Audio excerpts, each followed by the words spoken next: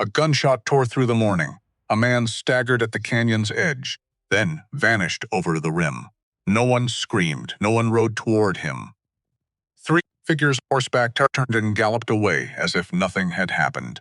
They would say he fell. They would say it was an accident. Across the red New Mexico plain, beneath a merciless July sky, a single house stood alone. The door was open. No smoke rose from the chimney. Inside, a woman in a black dress held the hands of the dead. Hands that had broken 40 wild mustangs in a single season. Hands that never trembled, never fell from a horse. Slowly she let his hands go. She crossed to the shotgun standing behind the door. Outside, red dust rose at the end of the lane. 5 horses. Coming, her hand stopped on the stalk. Kestrel drove the shovel into the red earth with both hands.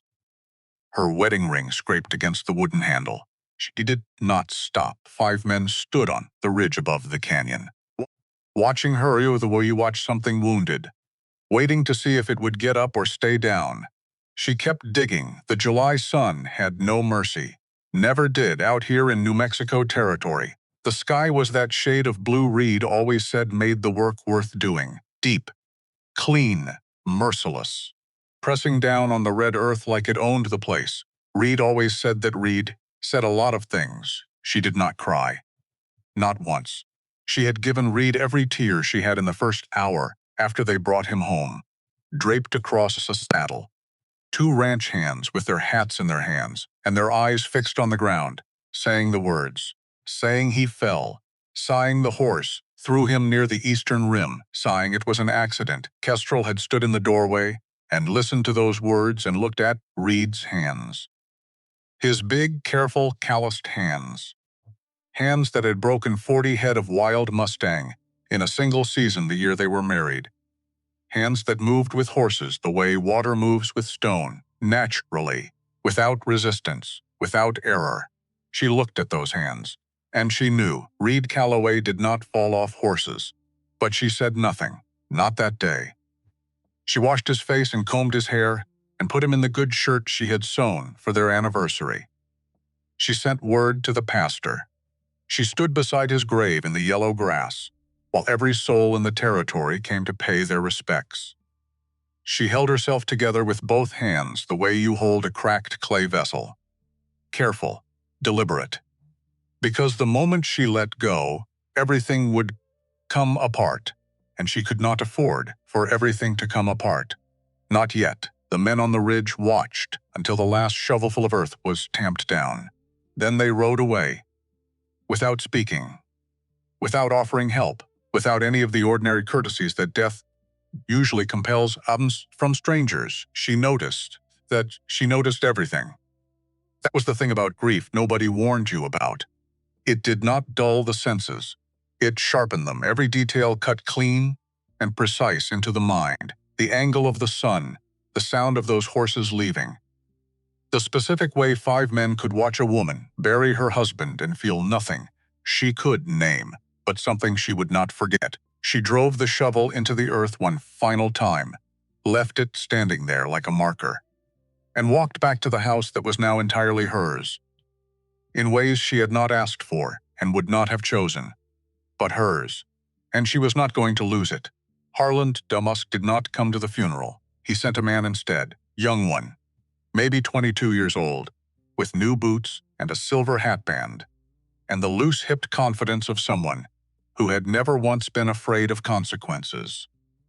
He stood at the edge of the gathering with his thumbs hooked in his belt, and he watched Kestrel the entire time, not with grief, not with courtesy, with the quiet, calculating attention of a man taking inventory. 4 days after the burial, Dusk came himself. He always came with 4 men. Kestrel would learn this. Always the same 4, arranged in a loose arc behind him like punctuation, at the end of a sentence she wasn't going to enjoy reading. He came in the middle of the afternoon, when the heat pressed down on the red rock and the cedar, and the dry creek bed like a flat iron on wet cloth. He came the way a man comes when he already knows the answer to every question he is about to ask. Kestrel was on the porch when she heard the horses. She did not go inside. She did not reach for the shotgun propped just inside the door. though she thought about it. Instead, she set down the tin cup she was holding, smoothed the front of her black dress with both palms, and waited. Harlan Dusk was not what people expected when they heard his name. Everyone in the territory had heard his name. It moved through a community the way smoke moves under a door. Quiet, sideways. Already inside before you noticed. People said he owned 4,000 acres to the south and was buying more. People said Judge Penn owed him favors no honest man could name. People said a lot of things in low voices, and then changed the subject when anyone looked at them directly. In person, Dusk was trim and gray-haired and almost pleasant-looking. Open forehead, steady eyes, a mouth that rested in a natural half-smile. He wore his coat even in the heat. He tipped his hat when he pulled up in front of the porch. "Mrs. Calloway," he said. "I am sorry for your loss, Mr. Dusk," Ketchel said. He looked around the yard slowly, the way a buyer looks at land. "Hard time for a woman alone," he said. "This place is a lot to manage." "I've before," Kestrel said. "I expect I'll manage it again," Dusk smiled. It did not reach his eyes. He pulled a folded envelope from his breast pocket and held it out toward her without dismounting. One of his men edged his horse slightly forward, close enough that the animal's breath came warm and heavy on the porch steps. "I put together a fair offer," Dusk said. "Given the drought, given the circumstances. It's more than most would pay." Kestrel looked at the envelope. She did not take it. "Calloway Ranch isn't for sale," she said. Dusk kept the envelope extended for a long moment. Then he tucked it back into his pocket with the unhurried patience of a man who has all the time in the world. "You should think on it," he said. "A woman alone out here. It's a dangerous kind of life. A lot of things can go wrong." He paused. "A lot of things already have." He held her gaze for just a beat too long. Then he reined his horse around and rode back down the lane without hurry. His 4 men fell into formation behind him. Kestrel stood on the porch until they were gone. Then she went inside and sat at the kitchen table and pressed both hands flat against the wood and breathed. She thought about what Dusk had just said. She thought about the distance between a man who delivers a purchase offer and a man who delivers a warning, and how thin that distance was when the same person delivered both in the same sentence, not thought thin, non-existent. They came back the next morning. Not Dusk this time. 2 of his men. The young one with the silver hatband and a broader fellow with a red beard who had never once introduced himself and showed no intention of starting. They rode up to the fence line and there just sat. For nearly an hour, watching the house, Kestrel moved through her morning work, fed the chickens, drew water from the well, checked the fence posts along the near pasture. She did not look at them directly, but she felt them the way you feel heat from a fire you are pretending not to see. When she went inside, she stood at the window and watched them right away. That evening, she found the gate on the south pasture had been left open. 3 head of cattle had wandered toward the canyon. She spent until dark getting them back. The morning after that, the men came again. And the morning after that, it was always the same. 2 men, sometimes 3, riding up slow, parking themselves at the fence line, watching, never speaking, never threatening directly. Not in words she could take to anyone with authority, just watching, just present. Like a wound that wouldn't close. She went to Sheriff Lorne Heck on the 5th day. Heck was a heavy man with kind eyes that had slowly learned to look away from the wrong things over the years. He listened to Kestrel with his elbows on his desk and his fingers interlaced and his expression arranged into something that was almost sympathy. "Mrs. Calloway," he said when she finished, "I understand this is upsetting. Truly I do. But riding up to a fence line isn't against any law I can enforce. They haven't threatened you directly. They haven't touched your property. My gate was opened. You can't prove that was them." Kestrel looked at him for a long moment. "My husband is 10 days dead," she said quietly. "Harlan Dusk showed up at my door 4 days after the burial with a purchase offer. Now his men ride to my fence every morning. You know what that is, Sheriff. Heck looked at his hands. What I know, he said carefully, and what I can act on are two different things, ma'am. She stood up. Reed always said that about you, she said. That you knew things. She left before he could answer. Outside. Boots, on the boardwalk, the heat already building at mid-morning. The street going about its ordinary business, with a complete indifference to what had just happened inside that office. She stood there for a moment, no sheriff. No law that would move before a man had done something that could be proved all right. She would have to move herself. She went through Reed's papers for the fourth time on a Thursday afternoon. The first time had been in a grief-numbed fog, looking for nothing in particular. The second time with purpose, looking for debts she didn't know about. The third time was something sharper and colder than grief, looking for what Reed had been worried about in those final weeks. What had been behind the ceiling staring, and the early rising, and the long silences over supper that she had mistaken, God help her, for ordinary tiredness. The fourth time she found it, not in the deed box, not in the accounting ledger, folded into the back cover of the Bible that had belonged to Reed's mother, a surveying document handwritten in a small, careful hand, notarized in Territoria, dated January of 1884, 6 months before Reed died, a boundary survey of Red Spur Canyon, and what it showed, what it clearly and unmistakably showed, was that the canyon parcel Harlan Dusk had been claiming as his own since 1882, the land he had run cattle on and fenced off and spoken of in town as though it were as settled as sunrise, did not belong to Harlan Dusk. It had always belonged to Reed Calloway, from the original land grant of 1871, and Reed had known. Kestrel sat very still with the document in her hands. She thought about the canyon, the rock shelf, Reed, who did not fall off horses, and then she thought about 1883, about the drought, about how the drought had made Red Spur Canyon matter in a way it hadn't before, because the creek running through it was the only water source that hadn't dried up by August. About how that was when Reed had first walked the actual boundary with his own feet, with measuring tools, instead of trusting what was on paper, about how what he found on the ground had not matched what was on paper, about how he hired an independent surveyor in January to confirm what he suspected, and about how that surveyor had confirmed it. The eastern boundary marker was off by 400 feet, not by accident, by decision. Someone had moved the stones. Her hands did not shake. They had stopped shaking somewhere around the second week after the funeral. She did not think they were going to start tips again. She folded the document back exactly as it had been, put it back inside the Bible, put the Bible back in the desk drawer, locked the drawer, put the key in the pocket of her dress. Then she went to the barn and saddled her horse, 11 miles north to the nearest telegraph office. She wrote it without stopping. The reply took 2 days.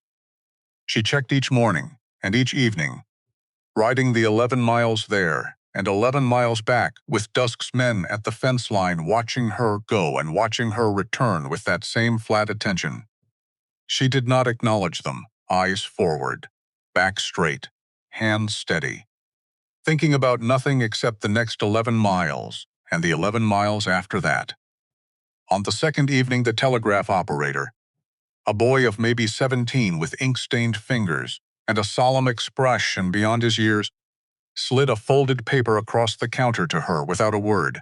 She read it twice, then folded it, and put it in her pocket.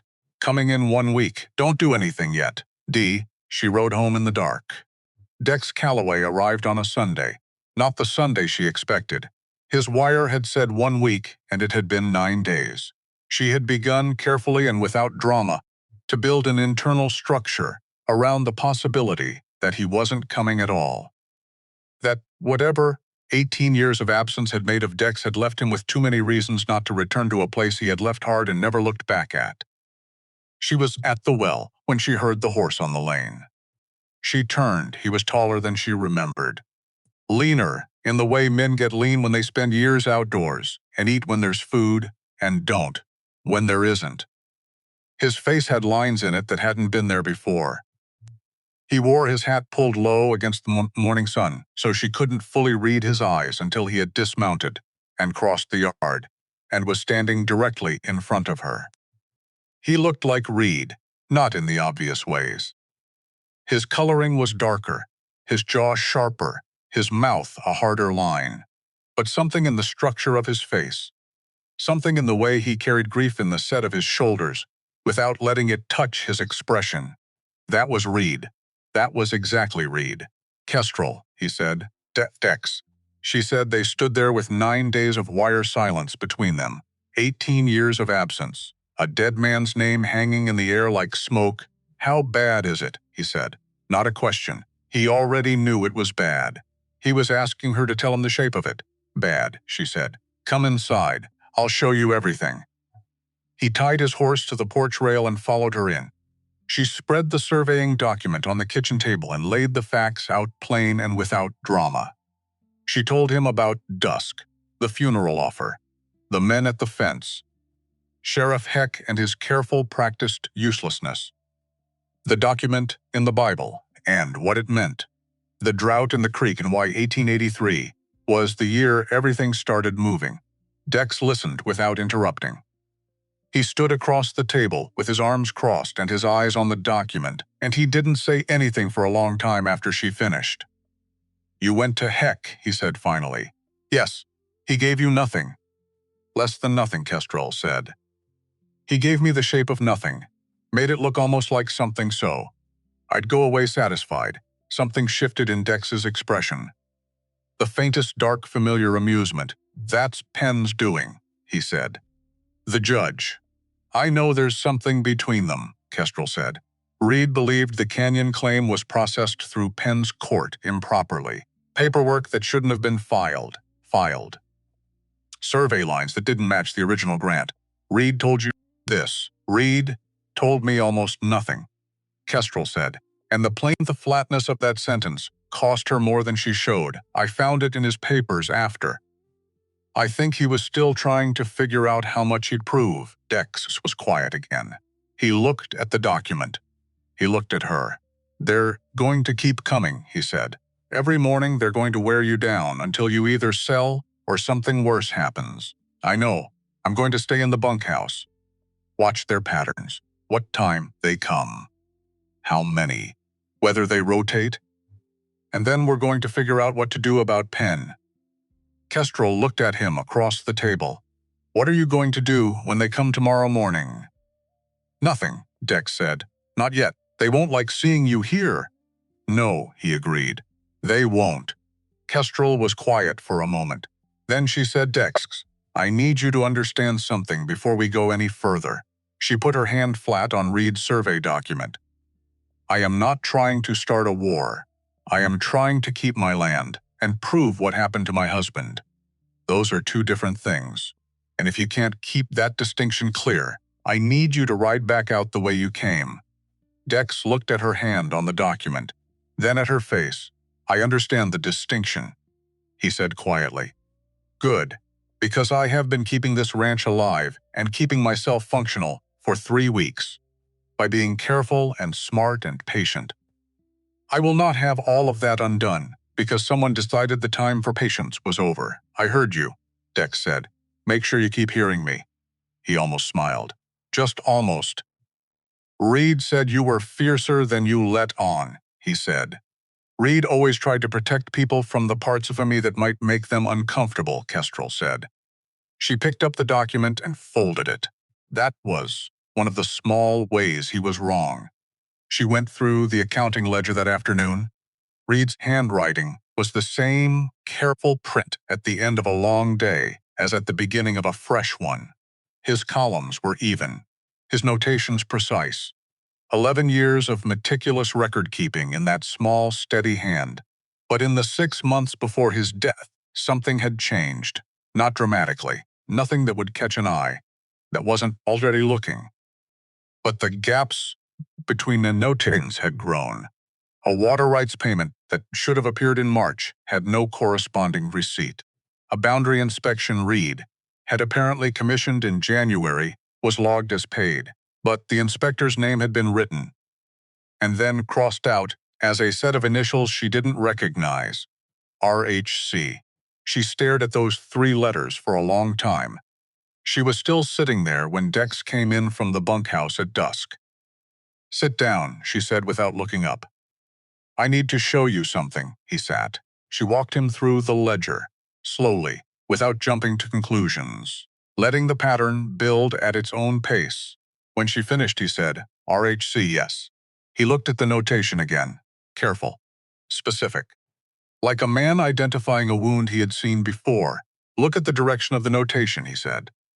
Reed logged this as income, not expense. Kestrel looked at the entry again. She had read it 4 times and missed that. "Someone was paying him," she said slowly. "Not paying.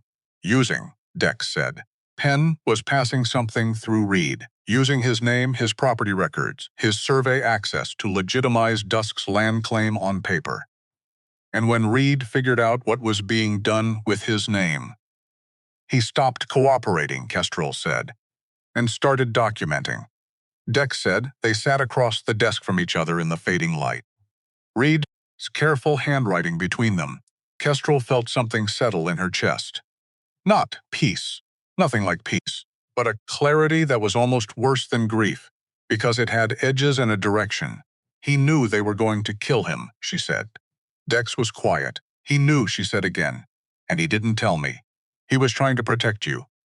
"He was wrong," Kestrel said, and the flatness in her voice was the flattest thing she had ever heard herself say. "I was his wife. Not a child to be kept in a safe room. If he had told me, we could have gotten the document out. Filed it somewhere Penn couldn't reach. We could have, Kestrel." "He was wrong," she said for the 3rd time, and that was the last of it. Because there was nowhere useful for the sentence to go. Reed was gone. What he had decided and why, and all the ways she wished he had decided differently. None of it changed the ground they were standing on. She closed the ledger. "What did you find this afternoon?" she asked. Dex leaned back. "I rode the canyon boundary. The survey document you found matches the original land grant markers. The stones are still there. Some of them have been moved. Not much, just enough to shift the line on paper. But if you know what you're looking at, you can see where they were. Can you prove they were moved?" I marked their current positions and their original sockets. Took measurements. It's not court-ready on its own, but combined with Reed's document and the ledger, he paused. "We need someone who knows land law. Someone who can take this material and build a case that survives a judge. We can't go through Penn." "No," Kestrel agreed. "The circuit judge. Comes through Territoria in August. Abel Crane." Reed spoke well of him. Said he was one of the last ones Penn hadn't gotten to. Dex nodded slowly. "August is how far out?" 19 days, Kestrel said. "As of today. That's a long time to keep Dusk patient." "He's not patient," Kestrel said. "He's calculating. There's a difference. He'll move when he thinks the moment is right. When he thinks there's no one left who'd ask questions." She looked at her brother-in-law across the desk. "We have to make sure the moment never looks right." They came the next morning, as she knew they would, 3 of them this time. The young one, with the silver hatband, the red-bearded one, and a 3rd man Kestrel hadn't seen before. Heavy-set, short-brimmed hat. The blank expression of a man hired specifically for his willingness to look at people without feeling anything about it. They pulled up to the fence line at 7. Same as always, Kestrel was at the well. Dex was on the porch. He was doing nothing dramatic. Sitting in the chair Reed had always sat in, drinking coffee from the same tin cup Reed had always used, watching the 3 men at the fence with a quality of stillness that would take Kestrel several more days to properly understand. It was not patience. It was something that had learned to wear patience's clothes. The 3 men looked at him. He looked at them. Nobody moved for a long time. Then the young one said something to the red-bearded man. The red-bearded man said something back.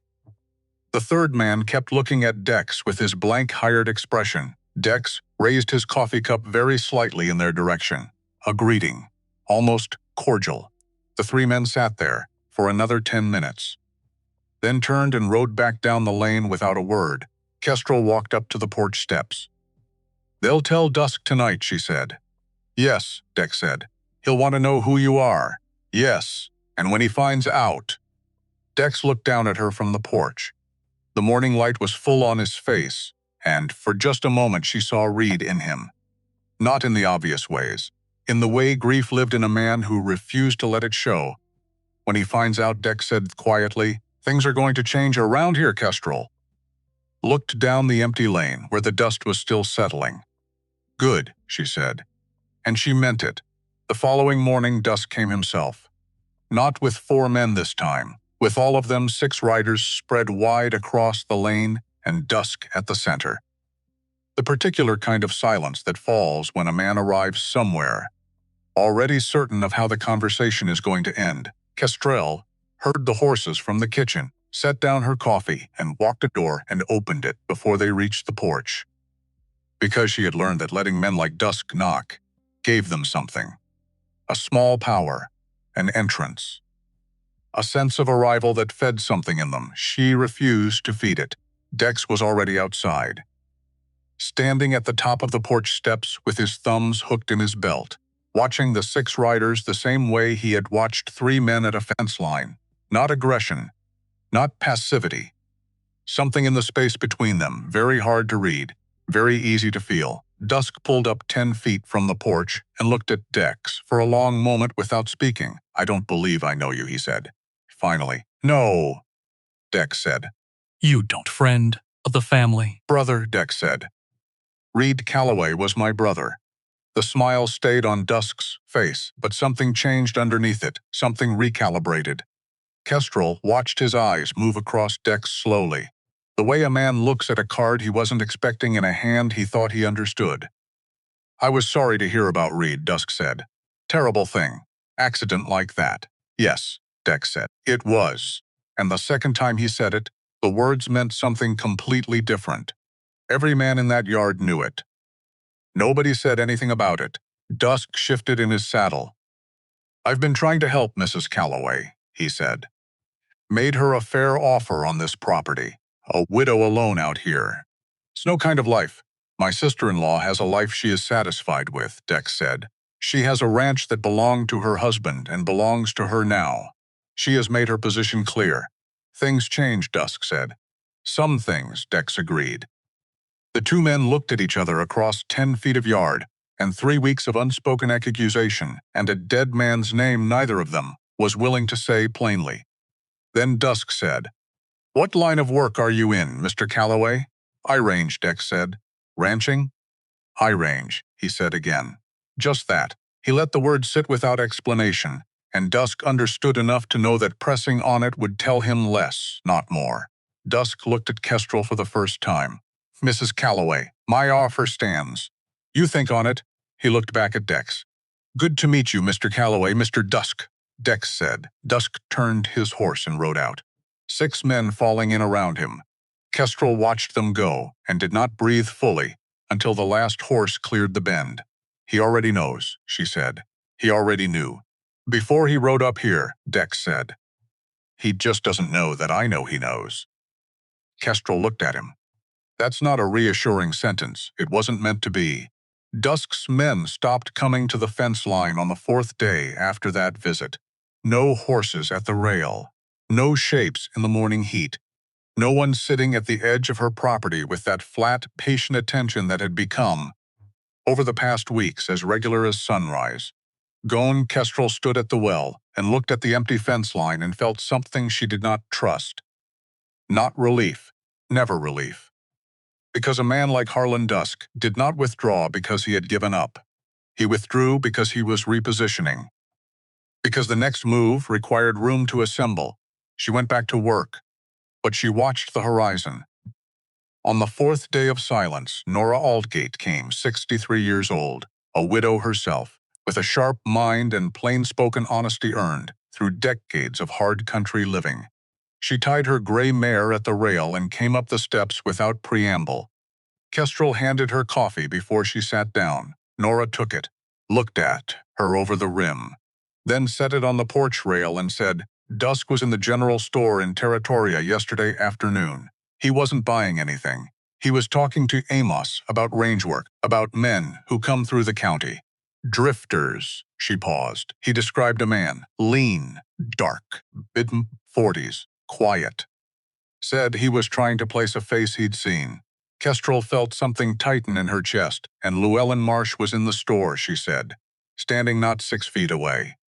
Hearing every syllable, Llewellyn Marsh, who knew the name, the history, and the boot size of every person who had passed through this part of New Mexico territory in the last 20 years, who had the memory of a circuit court stenographer and discretion of a town crier. "She knows roads Dix rode through here 6 years ago," Kestrel said. "She knows more than that," Nora said. "She knows he worked Pinkerton. Knows what he did before that. Knows his name by tonight," Kestrel said. "If Llewellyn hasn't already told 3 people on her way home from the store," Nora said. "Watch yourselves. Both of you." She gathered her reins and rode east. Kestrel walked to the bunkhouse. Dex listened without interrupting. He had the quality of a man who had spent most of his life gathering information in situations where asking questions directly was not an option. He let her finish, let the silence. "Sit," then said, "All right. It changes the timeline," she said. "Yes, but not the direction." He looked at the window. "Not at anything outside it, just at the glass. If Dusk knows who I am and what I've done, he won't wait for August. He'll move before Crane comes through." "How much before?" Days Dex said. "Not weeks, then we move first," she said. "Yes." He looked at her. "I need to tell you something before I do." She waited. He was quiet for a moment, longer than usual, and that itself was telling, because Dex Calloway's silences were tools, deliberate, exactly to what they carried. "In 1877, he said, I was working a case in the territory, cattle theft. Followed a man named Virgil Cord through 3 days of pine country. Found him in a draw north of Las Cruces." He looked at his hands. "He drew first. I shot him. That was clean. That was within every line the Pinkerton contract defined." He stopped. "But Cord's boy was there," Dex said. 14 years old. He stepped out from behind a stand of juniper, and he looked at his father on the ground. And then he looked at me. Another stop. Longer. I sent the boy to the nearest town, filed my report, collected my fee. Went on to the next job. "But you didn't," Kestrel said. "No, I went on to the next job. But I didn't go on from the look on that boy's face." He turned his hands over, looked at the palms. "Reed wrote to me the following spring, asked me to come home. I wrote back and said I wasn't the kind of man who came home." He paused. "I was lying. And I knew it then. He let it go. The sentence didn't need its end." "What happened to the boy?" Kestrel said. "I asked after him. Took me 3 years to find out. He was living with an aunt in Colorado, learning a trade. Doing all right." Dex looked up. "Not because of me, in spite of me." "No," Kestrel said, "because you sent him somewhere instead of leaving him there.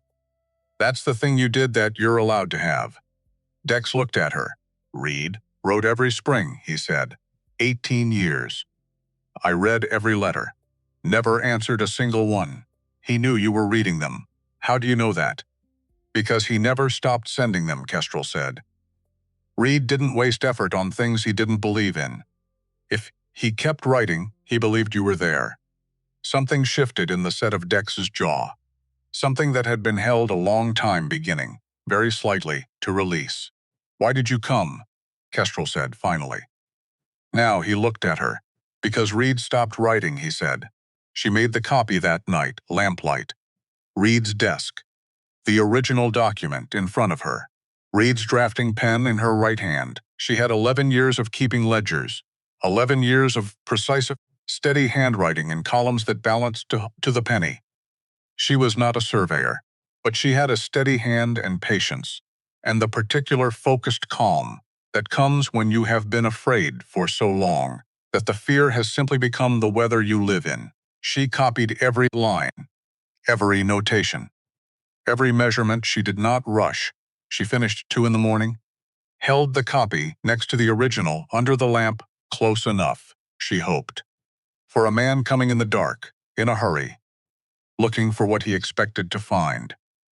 Close enough to fool him, for long enough. She put the copy in the center of Reed's desk drawer, placed Reed's reading glasses on top of it. The way you place something precious, something kept, something that mattered. Then she folded the original and put it in the inside pocket of her coat. At 4 in the morning, she saddled her horse in the dark. Dex was already on the porch. "Nora's," she said. He nodded once. She rode east. Nora opened the door before Kestrel's foot touched the porch step. 12 years of living alone taught you to sleep light. She looked at Kestrel's face, then at the shape of her coat, and stepped back from the door. "Come in," she said. "Kestrel." Kestrel explained it quickly. Nora listened the same way. When she finished, Nora took the document without speaking, walked to the fireplace, moved to the left side of the hearth and found the stone, a stone that rocked on a socket carved by hand. Shallow, deliberate, a hiding place built by someone who had needed one. She placed the folded document in the hollow, beneath it, rocked the stone back. Stood up. "My husband built that in 1869, Nora said, year before we came out here. He said every house in this territory needs a place for things that need keeping." She looked at Kestrel. 12 years he's been gone, and I never put anything in there until now." She paused. "I think he'd have approved." Don't, Nora said, not unkindly. "You're wasting words we both need for other things. Go home. Be careful." A pause. "Come back," she said. Kestrel rode home as the first light came gray over the eastern ridge. Dex was on the porch with his coffee. She gave him one nod as she dismounted. He gave her one nod back. The original was safe. The copy was waiting. Now they waited 2. They didn't wait long. 3 nights. That was all. Kestrel had not slept properly since Reed died. Not truly. She had learned to do something that was adjacent to sleep but not the same thing. A kind of watchful stillness. Eyes closed, body resting, some part of her mind still moving, still listening, still tracking the sounds of the ranch in the dark the way Reed had always done. She felt it at 2 in the morning, not a sound, an absence. The horses in the barn had gone quiet, in a way that was different from sleep quiet, the way animals go when they are paying attention to something they cannot see but can already smell. She was out of bed before the thought completed itself. Boots, dress, the revolver from the nightstand. At the bedroom door before the next breath, she did not open it. She moved to the window first, staying low, looking out across the yard in the moonlight. 2 horses tied at the far fence. Not the porch rail, the far fence where the sound of them wouldn't carry. 2 shapes moving near the bunkhouse. 1 shape on the porch, 3. Minimum 3. Possibly more in the dark. Dex was in the bunkhouse, where 2 of them were. Kestrel stood in the dark bedroom with the revolver in her hand and made herself think clearly. Because the alternative to thinking clearly was panic. And panic would get her killed and get Dex killed and put Reed's document in Harlan Dusk's hands before August ever came, and that she was not going to allow. She thought about the copy in the disk drawer, the original under Nora's hearthstone, what the man on the porch wanted and where he was going to go to find it. The office window. She knew the layout of this house the way she knew her own hands. The office window faced the south pasture. It was the one window with a latch that had never quite seated right since spring, when the frame warped in the rain. Reed had meant to fix it. He had not gotten around to it. She moved out of the bedroom, down the back hall, into the kitchen, picked up the shotgun from beside the door, put her back against the wall and waited. The office window gave with a low crack of wood.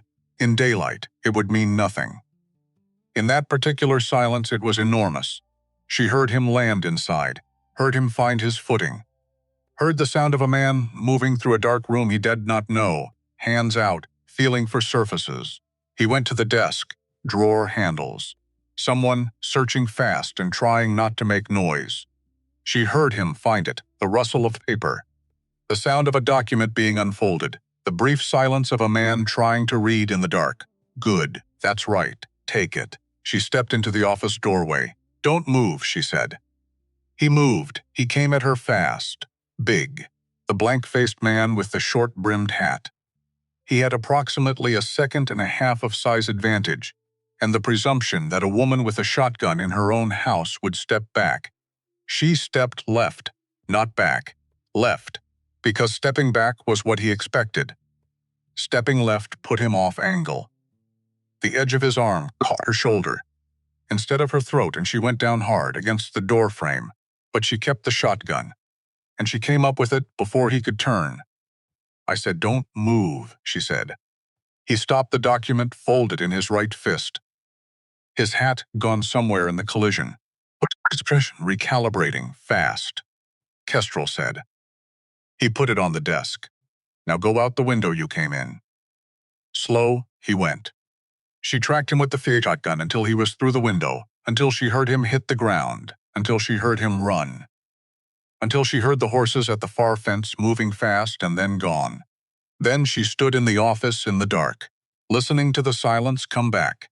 Dex appeared in the doorway, cut above his left eye, holding his right side with one hand, but standing. And his expression was exactly what it always was. "Two in the bunkhouse," he said. "They won't be a problem. Are they alive?" "Yes." He looked at her. "I didn't kill anyone." "Good," Kestrel said. "We don't need the complication." She set the shotgun against the wall. Her hands were shaking now, not from fear, from the body's delayed accounting. The way the physical self catches up to what the mind has already processed, and it decides to charge interest on. She looked at her hands. "Made them stop." "He took the copy," Dex said. "He took it," she agreed. Dex crossed the room, looked at the cut above his eye in the moonlight, like a man checking a fence post for damage, assessed. Moved on. "He'll take it to Dusk tonight." "Dusk will know by morning?" "Yes." "Which means he moves, not in days." "Tonight or tomorrow at the latest." Kestrel looked at him, and there was something in his face she hadn't seen before. Not the controlled calm, not the almost smile. Something underneath both of those. The sharpened aliveness of a man standing at the edge of something he has been moving toward for a long time and can now finally see clearly. "You already know what we're doing tomorrow," she said. "Territoria," he said. "The land office. We find out where Crane is before August." They left before sunrise. Kestrel rode to Nora's first. Dex waited at the lane. Nora opened the door before she knocked, looked at Kestrel's face in the gray pre-dawn dark, did not ask questions, went to the fireplace, moved the stone, lifted out the original document and placed it in Kestrel's hands. She held Kestrel's hands for a moment after, held them, then let go. "Go," Nora said. "Be careful. Come back." They rode south toward Territoria, riding through the early morning before the heat came. The red rock country opening up around them. The sky going from black to gray to the first thin edge of pink at the eastern horizon. She thought about Reed. He had loved this hour, this specific light, on this specific land, had called it the hour that made the rest of the day worth doing. She had teased him about that once, said he was being sentimental, and he had looked at her with that steady, unhurried certainty of his and said, "Maybe." Or maybe. Some things are just worth saying plainly. She had not disagreed. She kept that thought and rode. Territoria was alive by the time they reached it. Market day. The main street moving with wagons and commerce, and the focused density of a frontier town doing its business with intention. Kestrel had been here dozens of times. She knew the layout. She also knew that Harlan Dusk maintained arrangements with certain parties on the eastern end of the street, and that Judge Penn's courthouse was 3 buildings down from that, and that Penn was a creature of habit who took his midday meal at the hotel dining room every day without exception. "Don't go near the east end of the street," Kestrel said quietly, as they tied their horses at the rail outside the land office. "I know," Dex said. "I mean it. If Penn sees you before we're done." "Kestrel," he looked at her. "I know," she took a breath. The land office, first. Edmund Voss was a slight man of 50 with a permanent squint from years of reading small print in inadequate light. He looked up from his ledger when the door opened, and his face did several things in rapid succession when he recognized Kestrel. Surprise, grief, calculation, and then a kind of settling. Like a man who has been waiting for something and had begun to doubt it would arrive. "Mrs. Calloway," he said. "I've been meaning to." "Edmund," Kestrel said. "This is Dex Calloway, Reed's brother. I need to see the filing record on Red Spur Canyon." The Dusk claim. All of it. Voss looked at Dex, looked back at Kestrel, then came out from behind the counter and went to the door and looked out onto the street. A quick, habitual look. The look of a man who had been checking over his shoulder for long enough that it had become involuntary. Then he came back and said, in a voice low enough that it didn't reach the street, "How much do you know?" "Enough to be here," Kestrel said. "What do you know that I don't?" Edmund Voss had the expression of a man who has been holding something heavy for a very long time and has just been given permission to set it down. He went to the back room, came out with a ledger, set it on the counter, and opened it to a page marked with a folded slip and said, "Reed came to me in February, 6 months before the accident. He asked me the same questions you're asking." Kestrel's chest tightened. "What did you tell him?" "I showed him the filing. The Dusk claim on the Canyon parcel. It was filed properly. All the right signatures, all the right notarizations." Voss paused, but Reed looked at the survey numbers and he said they were wrong. He said the eastern boundary marker was off by 400 feet, it is. Kestrel said. Voss nodded slowly. "I know," he said. "I knew when the filing came in. But the notarization was signed by Jen." He stopped. "And you did not push on it," Kestrel said. The silence in the room had the quality of confession. "There are things in this territory," Voss said, "that a man with a family and a position he needs to keep does not push on." Kestrel looked at him for a long moment. "My husband pushed on it," she said. Voss looked at the ledger. "Yes," he said, quietly. "He did." Nobody said anything for a moment. Then Dex said, "Is there a record of the original land grant?" "The Calloway parcel, going back to the original filing?" "Yes, that I can show you freely. It was filed before Penn's time, and nobody has touched it." He went to the back again, returned with an older ledger, spine cracked, pages thick with age. He set it on the counter and turned it to face them. Kestrel looked at the entry, at the survey numbers, at the boundary line. She looked at Dex. "It matches Reed's document," she said. "Exactly." Dex said. Voss said, very quietly, "There's something else." He reached into his vest pocket, produced a folded piece of paper, worn at the creases, clearly carried for some time, set it on the counter between them. "Reed left this with me in February," Voss said. "He said if anything happened to him and someone came asking, I should give it to that someone." Kestrel's hand was on the paper before she had made a conscious decision to reach for it. She unfolded it, Reed's handwriting, that same careful print. Dated February the 14th, 1884, 5 months before his death. "If you are reading this, then something has gone wrong. The enclosed account is a truthful record of what Harlan Dusk and Judge A. Penn have done with Red Spur Canyon, and what they offered me, and what I refused. I refused because the land is not mine to sell, and the silence is not mine to keep. The survey document is in the Bible. My wife does not know yet. I am sorry for that. I am going to tell her when I have more to show her alongside the fear. That was probably wrong of me. Kestrel is braver than I have always given her credit for, and smarter, and she will see this through if I cannot." Kestrel stood at the counter of the Territorial Land Office and read her dead husband's handwriting. She did not cry. She had promised herself she would not cry in front of anyone. Not with work still to be done.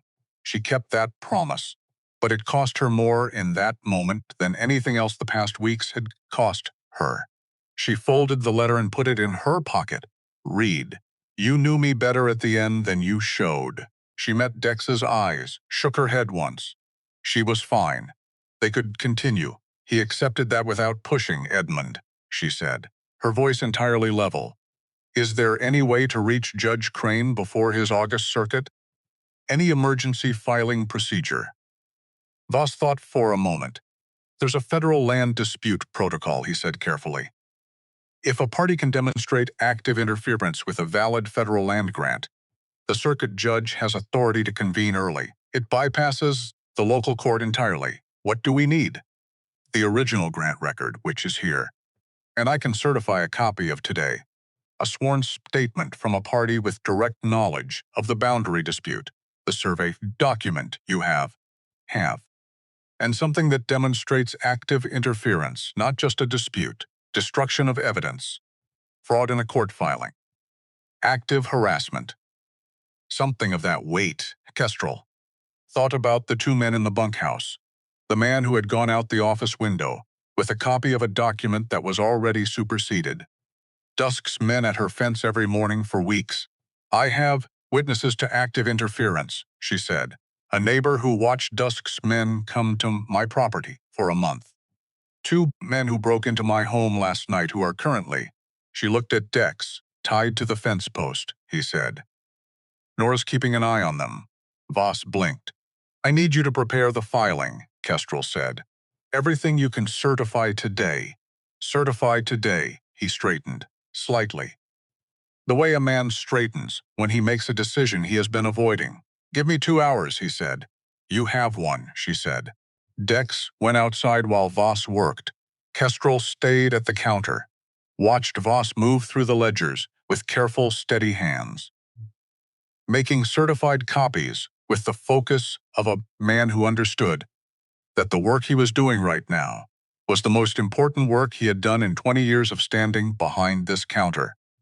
She thought about the letter in her pocket, about Reed, sitting at this same counter in February, handing Voss the folded paper, writing home to a wife he had decided not to tell yet. About all the evenings they had sat on the porch and he had been quiet and she had let him be quiet because she trusted his judgment about what to say and when. She would not do that again with anyone. Ever. She heard the door open behind her. She thought it was Dex. It was not Dex. She knew before she turned. From the quality of the silence that entered with the footsteps. 2 sets. Measured. Unhurried. Judge Aldous Penn was 60 years old, silver-haired, and had the bearing of a man who had occupied positions of authority for so long that authority had simply become the way he held his body, town clothes, not court robes, which somehow made him more threatening, not less. The man beside him was younger, heavy-shouldered, a deputy's badge and an expression that was not quite neutral. Penn looked at Kestrel, at the ledger open on the counter, at Voss, who had gone very still with a pen in his hand, and 3 certified copies laid out in front of him. Mrs. Calloway, Penn said. I heard you were in town, Judge, Kestrel said. I also heard you had some trouble at the ranch last night, said with an expression of concern, the most precisely calibrated false expression she had ever seen on a human face. Some men on your property. Terrible business. Yes, Kestrel said. The federal marshal will be interested to hear about it. The federal. Penn stopped. Reset. The sheriff handles matters of trespass in this territory. Works through my court. The federal circuit does not, Kestrel said. The temperature in the land office changed. Penn looked at Voss. Something passed between them. Not a word. Something older and heavier than a word. The compressed communication of 2 men who have been in an arrangement long enough that they no longer needed to speak plainly. Voss's hand had tightened on the pen. Don't, Kestrel thought. Edmund. Don't. Voss set the pen down. 1 full second of silence. Then he picked it back up, and he signed. These are certified copies of public land records, Voss said. His voice not entirely steady, but entirely clear. I am authorized to produce them on request. The filing fee has been paid. Penn looked at him for a long moment. Edmund, he said, quietly, in the voice of a man who does not need to raise it. You understand what you're doing. I understand what I'm doing. Voss said. Kestrel took the documents from the counter and put them inside her coat. She turned to face Penn directly. She was aware of the deputy beside him.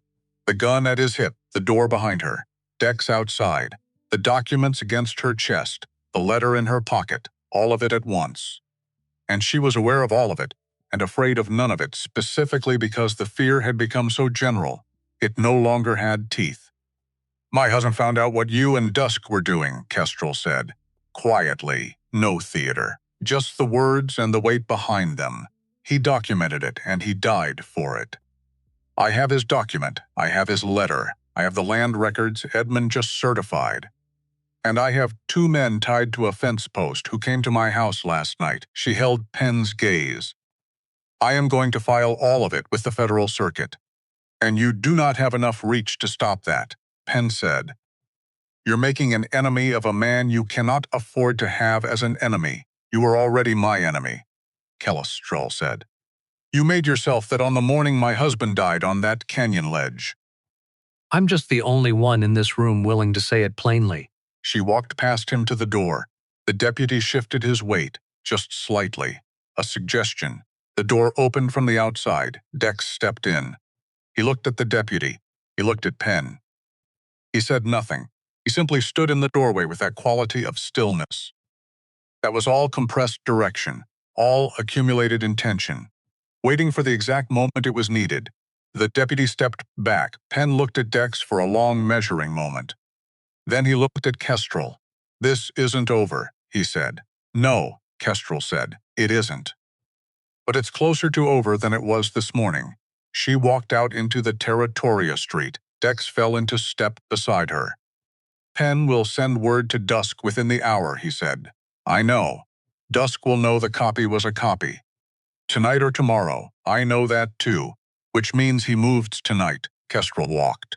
The documents against her chest, the letter in her pocket, the afternoon sun pressing down on the red dust of the street. "Then we need to be ready," Dex said. She looked straight ahead. "We are ready," she said, and she meant it, down to the bone, down to whatever part of her had kept her standing through 5 weeks of grief and threat, and careful, deliberate survival. She meant it the way Reed had meant everything he ever said to her. Completely, without reservation, they rode hard back to Callaway Ranch. Nora was on the porch when they arrived, sitting in the chair with the composed alertness of a woman who had decided that if she was going to be part of something, she was going to be present for all of it. The 2 men from the bunkhouse were still tied to the fence post, considerably less comfortable than they had been at 2 in the morning. Looking at the dirt with the expressions of men who had spent the day revising their career choices. "Anyone come by?" Dex asked, dismounting. "One rider," Nora said. "Didn't stop. Slowed at the lane and looked and kept going, counting," Dex said. "Making sure we were back." Kestrel tied her horse and went up the steps. Stood beside Nora and looked out at the property, the fence lines, the barn, the bunkhouse, the lane curving south. "Tonight," she said. Nora looked at her. "What does tonight look like?"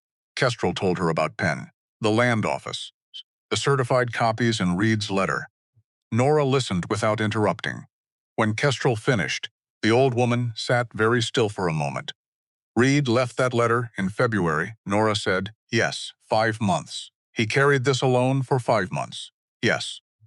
Nora looked out toward the canyon ridge. "Damn fool, man," she said, with a combination of grief and affection that Kestrel understood completely. Then Nora turned to look at her. "What do you need from me tonight?" "I need you to go home," Kestrel said. Nora looked at her sharply. "I need you to go home and take those 2 men at the fence post with you and keep them somewhere secure on your property. Because when Dusk comes tonight, he's going to come with enough to end this. And I will not have you here for that. I'm not afraid of Harlan Dusk, I know. That's not why." Kestrel looked at her directly. "I need a witness who isn't here when it happens. Someone alive and credible and unimpeachable who can testify to everything. The weeks of harassment, the break-in last night, those 2 men. If something goes wrong tonight, and the federal filing needs someone else to present it." She stopped. "I need you to survive this more than I need you beside me," she said. Nora held her gaze for a long time. Reed always underestimated you, she said finally. I never did. She stood up, straightened her skirts with the brisk efficiency of a woman who has practical tasks to perform and sees no reason to complicate them, walked to the fence post and untied the two men with no ceremony whatsoever, looked at them with complete contempt. You two are coming with me, she said. You'll behave. Because the alternative is I leave you here, and whatever happens tonight happens to you. Your choice. They chose to go with her. Kestrel watched Nora ride east with her two reluctant prisoners. Then she turned back to the ranch. All right, she said to Dex. Tell me what you need. He was methodical about it. That was what she had learned about him over these weeks. Underneath the quiet and the stillness, Dex Calloway was one of the most organized minds she had encountered. He moved through preparation the way Reed had moved through ranch work, with the efficiency of someone who had done the thinking before the doing and was now simply executing a plan that already existed in his head. He checked every entry point, redistributed their ammunition, moved the horses from the barn to the back pasture, far enough from the main buildings that they would be away from fire, if fire was what dusk decided on. He walked the perimeter twice, said very little. What he said was specific and functional. At 4 in the afternoon, he came into the kitchen and sat down. My intention tonight, he said, is to hold this ranch and hold these documents until morning. That's the goal. Nothing else. I know that. I need you to know that I am not. He stopped, something working in his face against the habitual control. I spent 11 years doing work that required certain kinds of decisions, made fast, in situations where the alternative was worse. And not all of those decisions were ones I'd make the same way given time and a clear head. He looked at her. I'm not going to make those kinds of decisions tonight. Not here. Not in Reed's house. Kestrel looked at him, understood what he was telling her. Not just the words, the thing underneath the words, the specific weight of what he had been carrying for 18 years. The thing that had made him leave and keep moving and not stop until his brother died. And something finally stopped him. Reed didn't leave you that choice in his letter, she said. He didn't write, tell Dex to be careful. Tell Dex not to cross any lines. He just wrote that you'd come. Because he knew who you were underneath all of it. Dex looked at her for a long time. He was usually right about people, he said finally. Almost always, Kestrel said. Except about me. He always thought I was more fragile than I was, that almost smile. Just at the corner, I don't make that mistake, he said. Good, she said. Now let's go over the plan one more time. Dusk came at 9, not in the deep dark. In the last light of evening. Enough dusk remained to see by, and the red rock still held the day's heat, and the air smelled of cedar and dry earth and something faintly metallic she had never quite been able to name.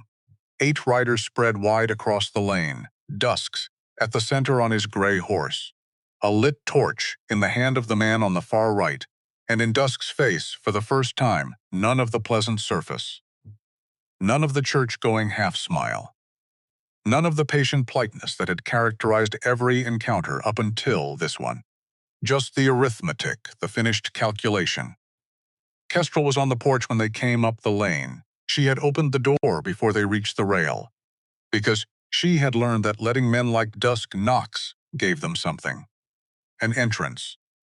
A sense of arrival. She refused to give it. Dusk pulled up 10 feet from the porch steps and looked at her. The document you gave my man last night, he said, was a copy. Yes, Kestrel said. Where's the original? Filed, Kestrel said. In Territoria.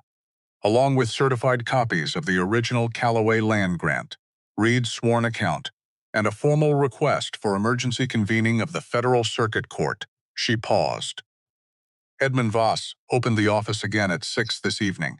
He's been wanting to do the right thing for a long time. He just needed someone to go first. Something changed in Dusk's face. Not the explosion a smaller man might have shown. He was too controlled for that.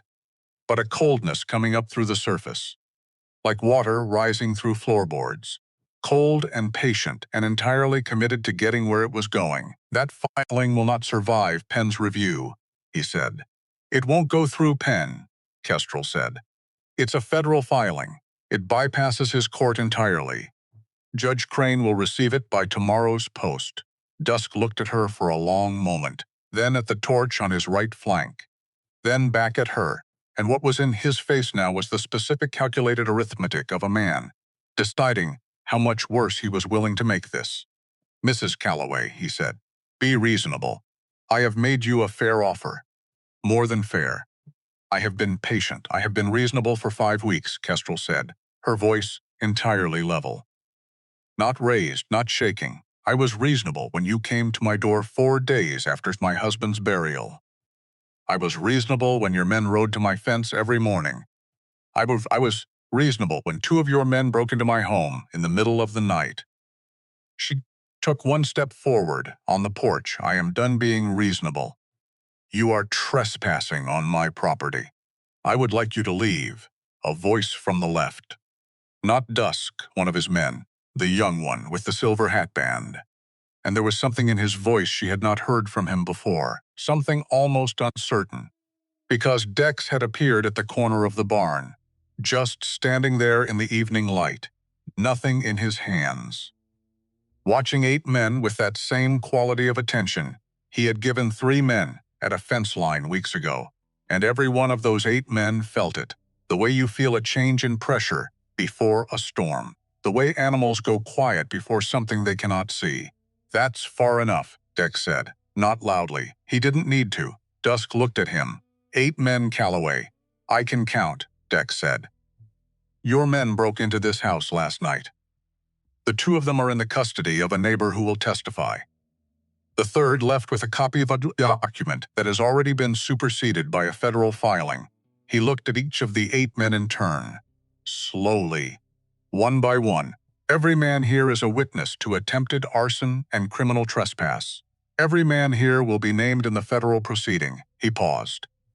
I worked for the Pinkerton Agency for 11 years. I have contacts in 3 federal marshal offices. I know how to write a report that sticks. Is this job worth that? The man with the torch shifted in his saddle. The silver hatband man looked at Dusk. Dusk said sharply, Hold. Dex looked at Dusk. It's over, he said quietly. The filing is done. The evidence is in multiple locations you cannot reach.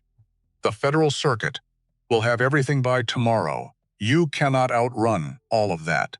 And the men you pay to ride to a widow's fence every morning are not men who will go to federal prison for you. He took 1 step forward. The silence stretched. Dusk's gray horse moved sideways once, restless, feeling what its rider held in his body and expressing it the way horses always do. Then the man with the torch lowered it. Dusk saw it. Looked at the man. The man did not raise it again, and something went out of the situation. The tension that exists at the edge of violence when violence is the next available option. When that option closes, it is a physical thing, like a door settling into its frame. Dusk looked at Kestrel. His face was not angry. Something older and colder than anger. The expression of a man who is not giving up but is repositioning, the way he had repositioned from the beginning. But he was repositioning away. That was new, Mr. Dusk, Kestrel said. He stopped. Looked back. My husband's name was Reed Elmore Calloway, she said. He was 41 years old. He was the best man I have ever known. And you killed him for 400 feet of canyon land. Her voice did not shake. I want you to know that I know that. And I want you to know that I am going to spend whatever it takes to make certain a federal court knows it too. Dusk held her gaze. Then he rode out. His men went with him. All 8. The torch went dark somewhere down the lane, smothered in the dirt, and the sound of the horses faded into the evening, and then there was nothing. Calloway Ranch was quiet. Kestrel stood on the porch, her legs not entirely steady. She became aware of this from a distance, with the dispassionate observation of someone cataloging the physical evidence of something her body understood and her mind was still catching up to. Dex came to the porch and stood beside her. Neither of them spoke for a moment. He's not done, she said. No, Dex. But he's done here tonight. He'll go to Penn. They'll try to block the filing. They can contest it, but they can't kill it.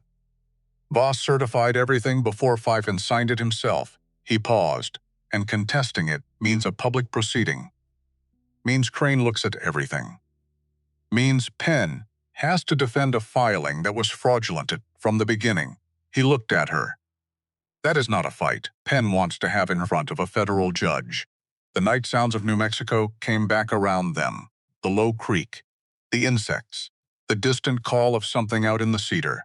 Normal sounds, ordinary sounds. The sounds of a world that had just watched something tip and had quietly, without ceremony, tipped back. Dex, she said. Yes, Reed's letter. The part where he said he was sorry for not telling me sooner. She was quiet for a moment. I want you to know that I forgive him. I have been angry at him for carrying this alone, and I am going to keep being angry at him for a while yet, because I am allowed to be. But underneath the anger, she stopped, started again. He was trying to carry it so I wouldn't have to. That was Reed. That was who he was. He couldn't help it. Her voice was steady. I forgive him for it. Dex looked out across the dark ranch. He would be glad to hear that, he said quietly. I know. I'm saying it out loud, so I don't forget I said it. They stood on the porch in the dark together. The brother, who had come back, and the widow who had never left. And the night settled around them into its late sounds, and the crisis that had just passed left behind it the particular silence that comes after sustained, focused effort. Not quite peace, not quite relief, but the specific quiet of ground that has been held. Then Dex said, I need to tell you something. He reached into his breast pocket and produced a folded paper and held it out to her. I got this morning, he said, before we left for Territoria. I've been waiting for the right time, and I've been wrong to wait. She took it. She opened it. A telegram. From the Pinkerton office in San Antonio. Short. 6 lines. She read it once, then again. Then she stood very still on the porch of a Cowboy ranch with the red New Mexico dark around her and the ground, solid and specific and hers. Beneath her feet, the telegram said that a man named Frank Odell, one of Dusk's original riders, present at Red Spur Canyon in the weeks before Reed's death, had walked into the San Antonio field office 4 days ago. He had asked about the terms of a voluntary cooperation agreement. He had stated that he had witnessed an event, the Red Spur Canyon Ledge, on the morning of July the 3rd, and that the event had not been an accident. Kestrel lowered the paper. He has a witness, she said. We have a witness, Dex said. He'll testify? For terms. The Pinkerton office is working with the federal marshal. They contacted me because my name was already in the file. He paused. Reed had written to them. In the spring, Kestrel looked at the telegram again. Frank Odell, a name she had never heard. A man who had stood on a canyon ledge and watched something happen, and had been carried to it for 5 weeks until it became too heavy to keep carrying. She thought about what it must have cost him to walk into that office. She thought about Reed. He planned all the way to the end. He built a case knowing he might not be the one to finish it. He planted things with Voss, with the ledger, with the letter. Like a man planting seeds in ground he might not live to harvest. He trusted that someone would find it. He trusted you would come, she said. He trusted you would call, Dex said. Kestrel folded the telegram, held it, looked out at the dark, standing on the porch of a ranch that was still hers. With a witness in San Antonio, and a filing in Territoria, and a certified copy of a land that told the truth. Kestrel felt something she had not felt in 5 weeks.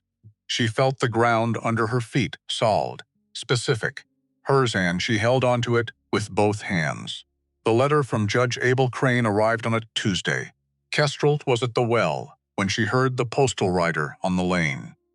She straightened and turned and watched him come up at a trot and hand down the envelope, with the federal court seal pressed into the wax. He rode back out without stopping.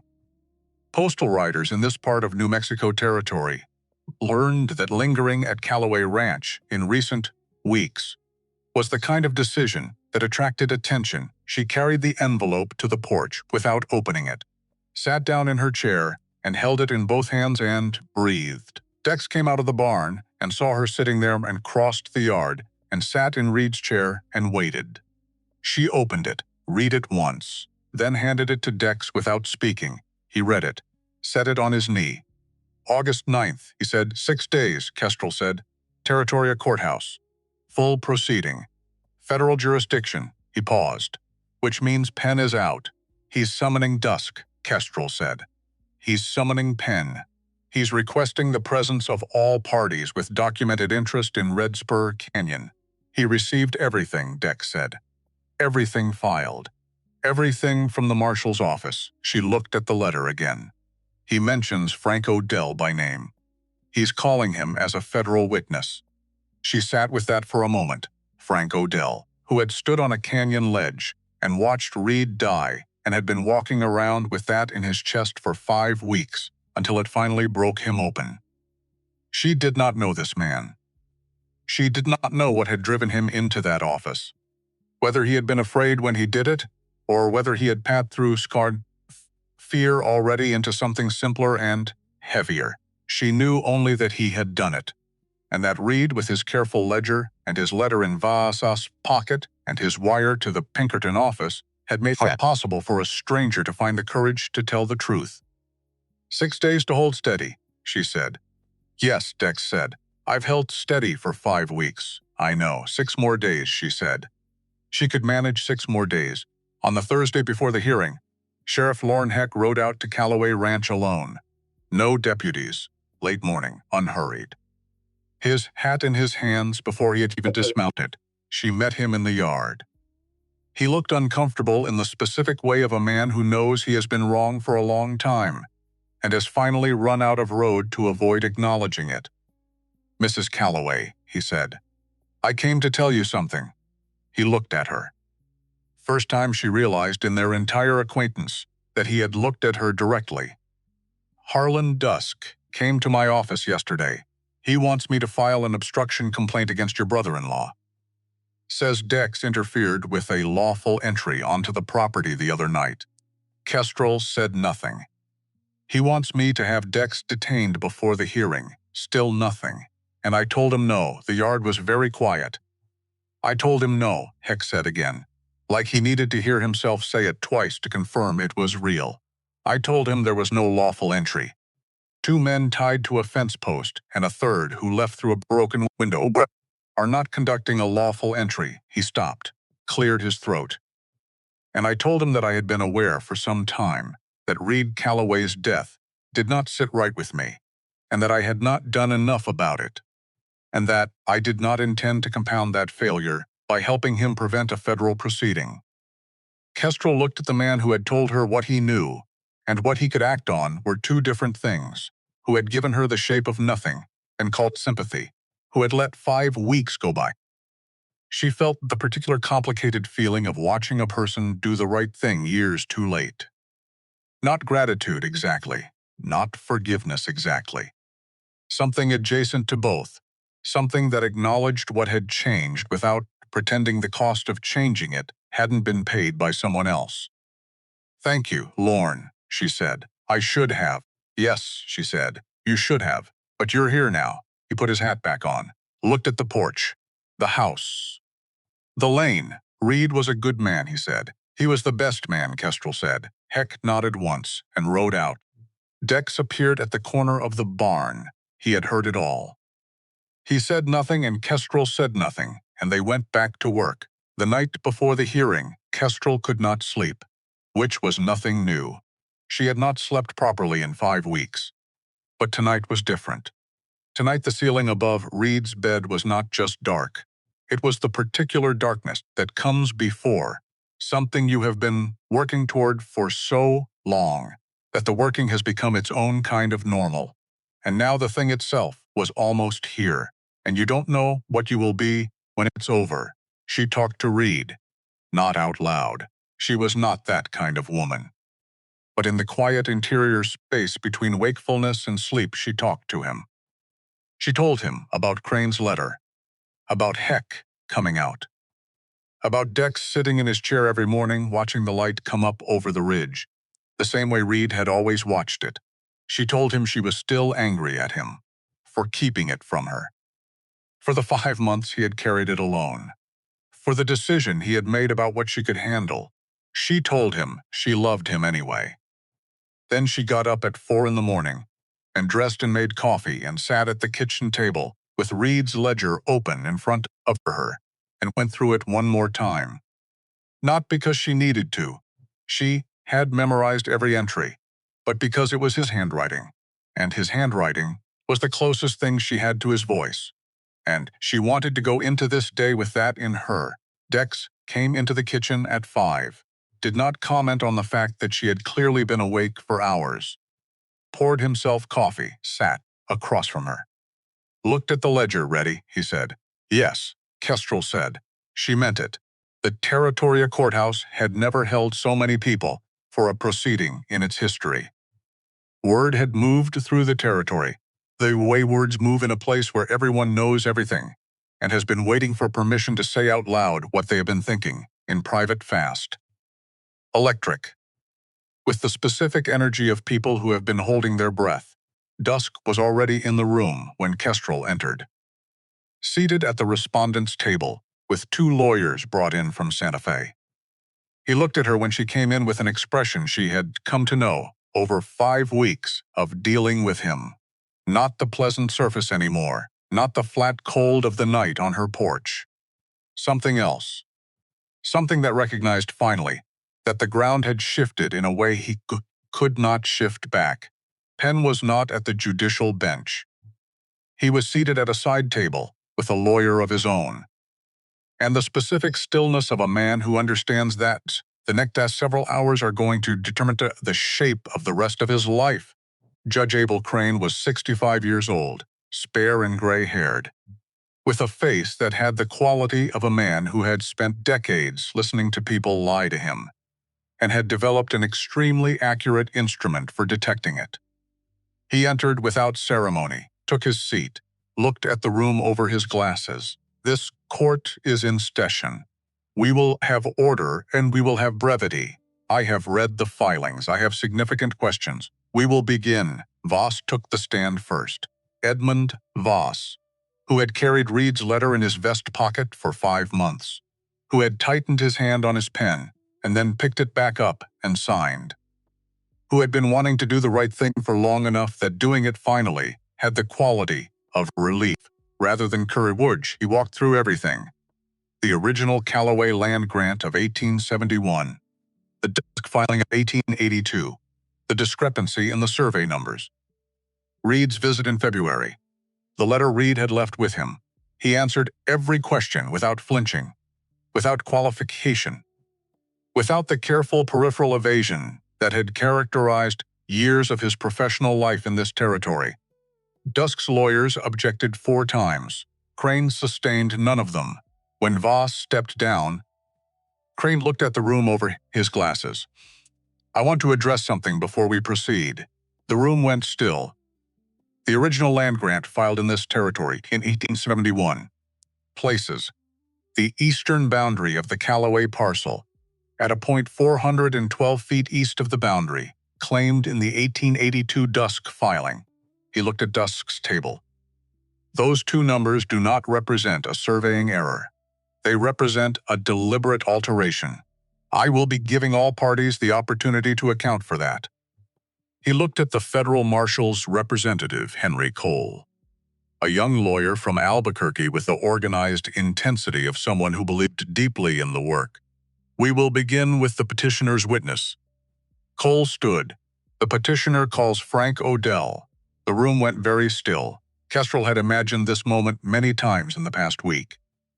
She had tried not to, because imagining it meant hoping for it, and she had learned that hope was a thing you had to hold carefully, or it became a weight rather than a buoy. But she had imagined it anyway. She had imagined a man who would be small somehow, diminished, guilt-worn.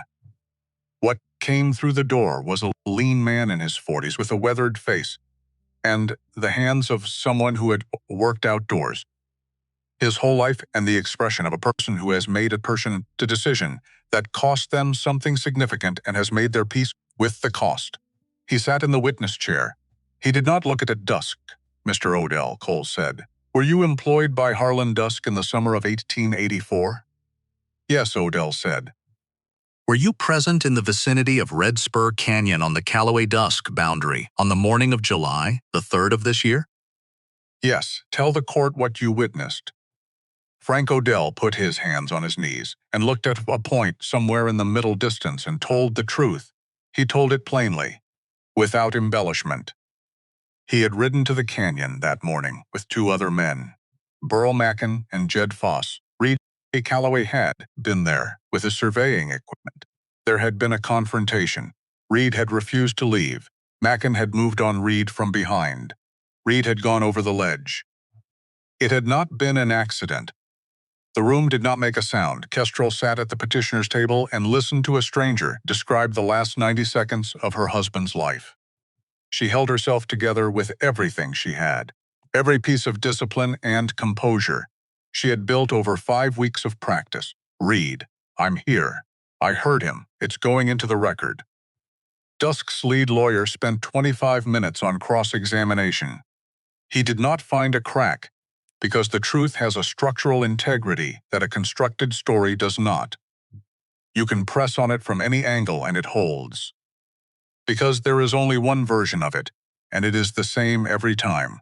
When Odell stepped down, Crane looked at his notes for a long moment. Then he looked up. Penn's lawyer stood before Penn was called. Your Honor, my client wishes to address the court directly, outside the formal examination procedure, if the court will permit. Crane looked at him over his glasses. On what subject? On the subject of his role in the preparation and notarization of the 1882 Dusk land filing. The room moved, not physically. Nobody stood. But something shifted in the air. A collective intake. A realignment. The specific atmospheric change that happens when a room full of people simultaneously understands that something they did not expect is about to happen. Crane said, the court will permit it. Penn stood. He was still silver-haired, still carrying himself with the bearing of a man who had occupied positions of authority for decades. But something was different now. The assumption of immunity that had been written into every line of his posture the day he walked into the land office was gone. What remained was just a man of 60, standing in a federal courtroom with no more road left. In the spring of 1881, Penn said, Harlan Dusk had approached him regarding the boundary dispute on Red Spur Canyon. Dusk had represented that the original survey contained an error and that a corrected filing was a matter of administrative accuracy. He paused. I did not personally verify the survey numbers, Penn said. I accepted Dusk's representation and notarized the filing. Another pause. Longer. I was subsequently made aware that the representation was false. I did not act on that awareness.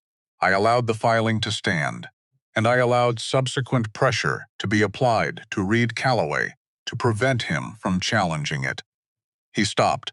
I am prepared to provide a full account to this court and to cooperate with any federal investigation into the matter. He sat down.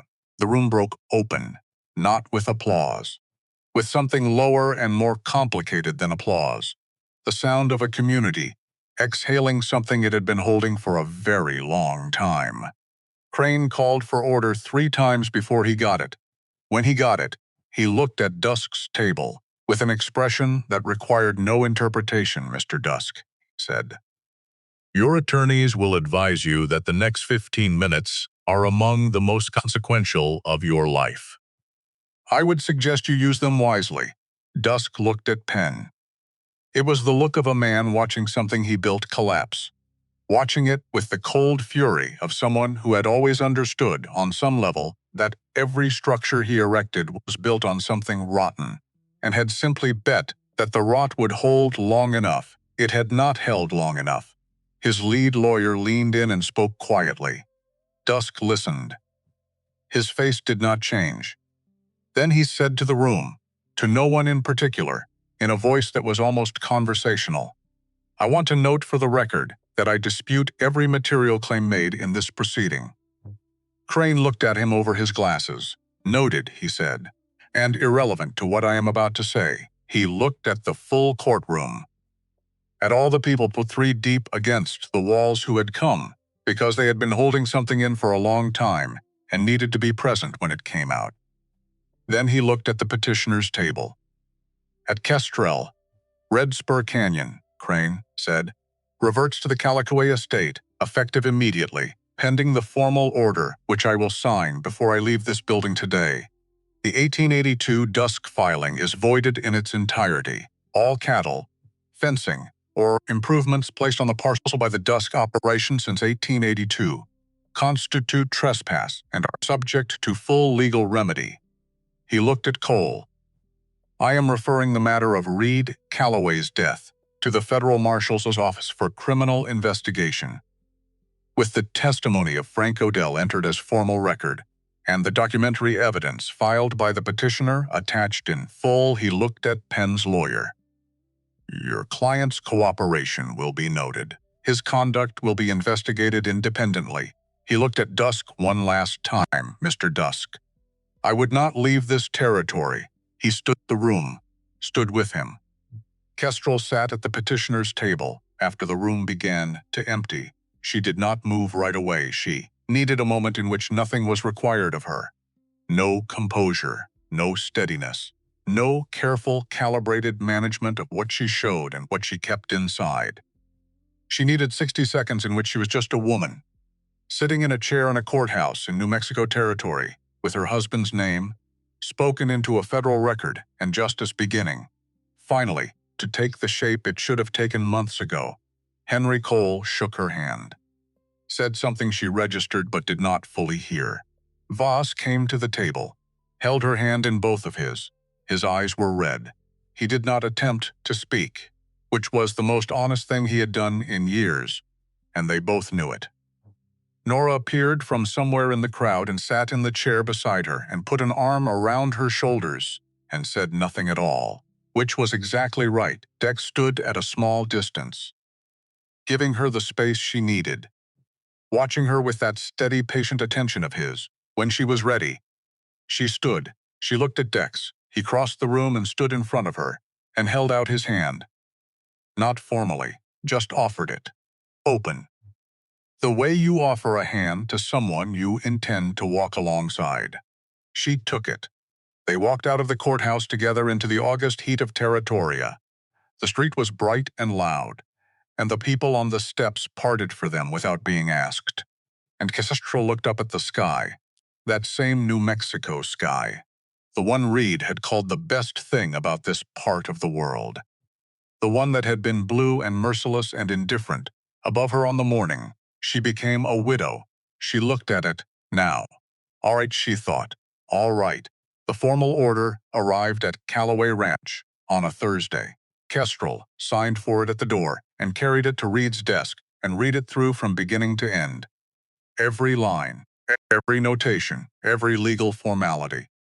She read it with the same care she had brought to the ledger entries and the letter, and the Bettermanwood survey document and the letter-in-law Bible, because Reed had taught her, not in face but in everything he had shown her over 11 years, that the details mattered, that the precise language of a thing was the difference between something solid and something that could be undone. It was solid. She put it in the deed box, locked it, put the key in the pocket of her dress. Then she went out to where Dex was working on the south fence line and stood and watched him for a moment. The way he worked, steady and unhurried, handling the tools with the competence of a man who had grown up on a ranch and never entirely left it behind, no matter how far he had ranged. "It's done," she said. He looked up. "The order came," she said. "Red Spur Canyon is ours. The Federal Marshal's Office confirmed the investigation is open." Penn signed his full cooperation statement. Yesterday she paused. "Burl Mackin was arrested in El Paso this morning." Dex straightened. He held the fence tool in one hand and he looked at her with the expression she had come to know best on his face. Not the almost smile, not the controlled calm, The thing underneath both of those. The thing that was simply him. The man Reed had known better than he had ever shown. Reed did that, Dex said. He built every piece of it. We finished it, Kestrel said. He looked at her for a moment. Yes, he said. We did. She sat down on the fence rail and looked out at Red Spur Canyon in the distance. Her canyon. Reed's canyon. The canyon he had surveyed in January and died for, in July, and left in careful documented pieces for whoever came after him to find and carry forward. The canyon that was now officially and permanently hers. The red rock glowed in the afternoon sun, the way it always had, the way it would keep glowing, long after all. Of this was and settled and become the kind of story people told their grandchildren. Dex, she said. He went back to the fence, methodical. Steady, that story you were going to tell me, she said. About why you left. After New Mexico, boy, he worked for a moment without answering. You said after the trial, she said. The trial's over, he said. Yes, she said, it is.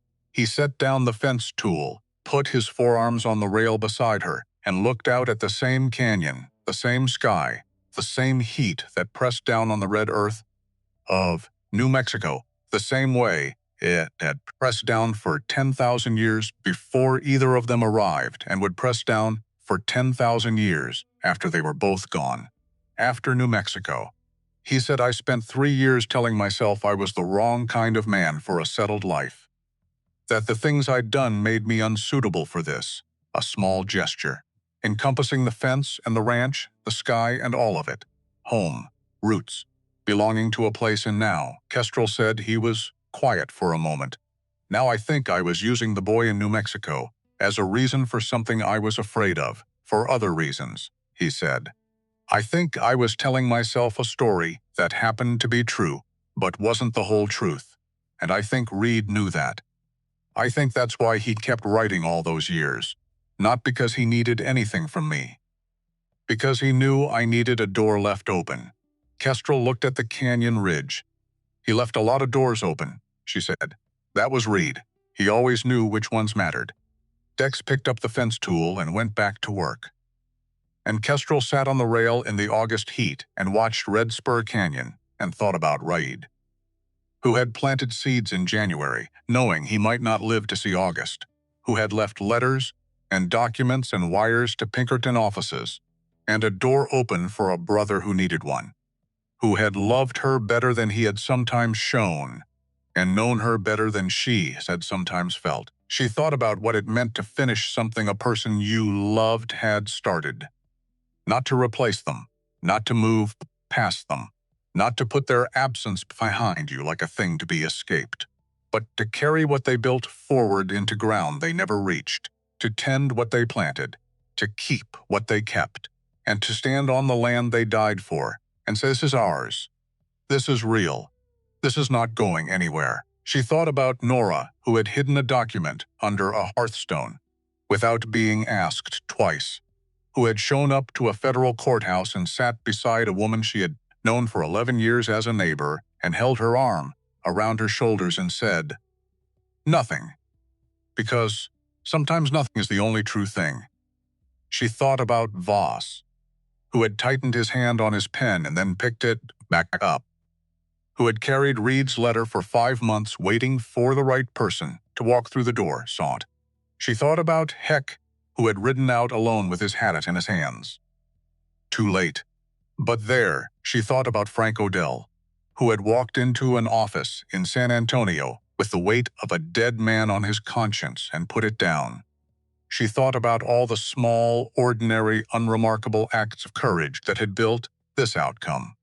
Not the dramatic ones, not the standoffs on the porch or the confrontations in land offices, but the quiet ones, the choosing right ones, the ones that happened in the moment between doing nothing and doing something, when a person looked at what was easy and what was true and chose true. The sound of fencing work continued behind her. Steady and real, the canyon held its ground in the distance. The deed was in the box with the key in her pocket. The investigation was open. The order was signed. The land was hers. 3 months later, the news came from El Paso. Burl McCann, convicted. 20 years Jed, boss found in Arizona territory and brought back in irons. Awaiting trial, Harlan Dusk's proceeding scheduled for December. 2 lawyers from Santa Fe and 1 from Denver. And all the money he had could not change the fact that Frank Thutt et al. Had stood in a federal courtroom and told the truth, and the truth had gone into the record and stayed there. Penn had cooperated fully, lost his position, lost his standing, lost the particular authority he had spent 30 years accumulating. What remained was an old man in a small house with a large debt to a community that had trusted him. Some debts, Kestrel thought, do not get paid. They just get carried. She thought about that sometimes in the evenings. Sitting on the porch with her coffee while the red rock country settled into dusk and the canyon held its shape against the darkening sky, she thought about Reed, about all the things he had known and not said, about all the mornings he had stood in this exact spot and looked at this exact sky and carried something she hadn't known about the ways a person can love someone completely and still keep things from them. Not out of cruelty, not out of carelessness, but out of the particular brand of tenderness that looks, from the outside, like distance. She was still angry at him for that. She had accepted that she might always be, a little, that some of the anger would never fully resolve, that you could hold love and anger in the same place and not have one cancel the other. Reed had known her, better than he showed, better than she had always felt in those quiet evenings when he stared at the ceiling and she thought he was just tired. He had known she would find the document, known she would call Dex, known she would stand on the porch and look Harlan Dusk in the face and not step back. He had counted on her even when he hadn't told her he was counting on her. She thought that was probably, in its own maddening way, the most profound expression of faith she had ever received from another human being. She was going to have to forgive him for it. She had already started. Dex had stayed through the Mackin trial, then through the first frost. Then he fixed the barn door that had hung crooked since spring, and the water trough in the east pasture, and 3 sections of fence line on the north boundary that had been on Reed's list since before any of this started. He did not announce that he was staying. He simply kept being there, kept drinking his coffee on the porch in the early morning, kept working through the day with that steady, unhurried competence that reminded her sometimes of Reed. Not the same, never the same, but in the same family of things. One evening in October, he said, I wrote to the Pinkerton office in San Antonio. Told them I was stepping away. Kestrel looked at him. Permanently, he said. She looked back at the canyon. All right, she said. And that was all, because some things don't need more than that. Some things have been said already in the actions that preceded the words, and the words are just the formal confirmation of what was already true. One morning, standing on the porch in the early dark before the sun came up, Kestrel said, Stay. Not just through the trial, after. Stay. Dex looked at the canyon ridge in the gray pre-dawn light, the particular look of a man seeing a place he has been telling himself for 20 years he doesn't belong in, and watching that story very slowly lose its hold. The ranch is too big for one person, she said. I know, and Reed would have wanted. I know what Reed would have wanted, Dex said. Then stay. He was quiet for a long moment, looking at the fence lines going out to the pasture, the barn with the door that no longer hung crooked, the lane curving down to the road. All of it, after the Mackin trial, he said. Yes, not a full yes, but not a no. And from Dex Calloway, who said exactly what he meant and nothing beyond it, that was enough. The sun came up golden pink over the red rock rim of Red Spur Canyon. The same light Reed had stood under every morning for 11 years. The same light Kestrel had watched come up on the morning Reed died and thought, maybe today the drought will break, maybe the creek will rise, maybe everything will be all right. Everything had not been all right that day, but it was all right now. Not the same. Nothing would ever be the same. But all right in the way that things can be all right after they have been broken and repaired. different, carrying the mark of what happened, but standing. Kestrel stood on the porch of Callaway Ranch in the November dawn and felt the quality of ground that belongs to you, that has always belonged to you, that no one can take because the record of it is now in a federal courthouse, and in 3 separate locations, and in the testimony of a man who chose truth over silence. She thought about Reed. Reed, she thought, not in words exactly. In the way you speak to someone when language is not quite the right medium. In the way you reach toward a person who is no longer reachable and find to your surprise that something still connects. We did it, she thought. You started it and we finished it, and it is done and it is ours. And I am standing on the ground you died for, and it is still here. I am still here. She raised her coffee cup, not to anyone, not in any formal way. Just a small private gesture in the direction of a man who had planted seeds in February and trusted someone would tend them. Someone had, on the first day of November. Kestrel rode out to Red Spur Canyon alone, early morning before the sun was fully up. The air cold and clean and sharp with cedar, her horse's breath coming in small clouds. The red rock catching the first light and beginning, slowly, to glow. She rode to the eastern boundary, to the place where the original land grant markers stood. The stones that had been moved and moved back. The boundary that had always been in the right place, even when the paperwork said otherwise. She stopped her horse, sat for a long time looking at the canyon, at the creek that had started running again after the September rains, at the cottonwood trees along the bank, going gold at the edges, at the sky above it all, that deep New Mexico sky, that particular blue that pressed down on the red earth like it owned the place. Reed had owned this place, and Reed was gone, but the place was still here, and she was still here, and the boundary markers were exactly where they were supposed to be. And that was enough. It was enough to have fought for it, enough to have held it, enough to have stood on the porch in her black dress and looked Harlan Dusk in the face and not moved, enough to have found the document and made the copy and ridden 11 miles in the dark and sent the telegram, and waited 9 days and then gotten to work, enough to have finished what Reed had started. She looked at the canyon for a long time.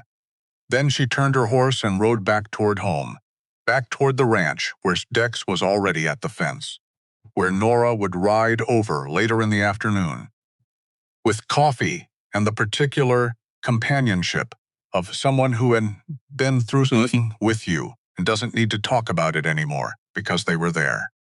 She rode through the early morning light, and the canyon held its ground behind her, and Callaway Ranch came into view ahead. And Kestrel rode toward it, the way you ride toward the place you belong, without hesitation, without looking back home.